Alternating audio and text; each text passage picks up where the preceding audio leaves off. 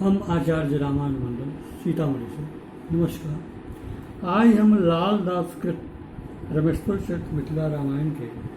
बालकांड से पाठ कर रहे छी। सीता परिणय मंगल चरित कहियत छी सुनि रहन एक दिन ब्रह्मा कल एकांत नारद का पूर्वक वृंतांत बढ़ल धरणी पर भार अपार पाप प्रचार विपत्ति विस्तार कयल निशाचर बरउत पात होम यज्ञ जप यजन निपात अमरावती ओ सब जीति लेला सुरगण का निष्कासन मेला नहीं भोजन नहीं रख ठिकाना सब विधि सुर गण दुखित माना क्षीर समुद्र गेला सब देव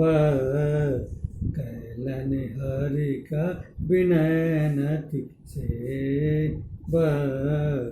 हरि प्रसन्न का लेन की ले मांगु मांगु वांछित वर दे कयनित सुर समुदाय निशिचर कृत दुख देल सुनाय सुरगण का हरि काल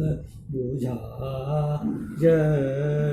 चुप रहु जायत विपत्ति बुलाय जाऊ जाऊ सुर निज निज धाम मारब रिपु का संग्राम सुनी आनंद बेला सुरलोक हर सो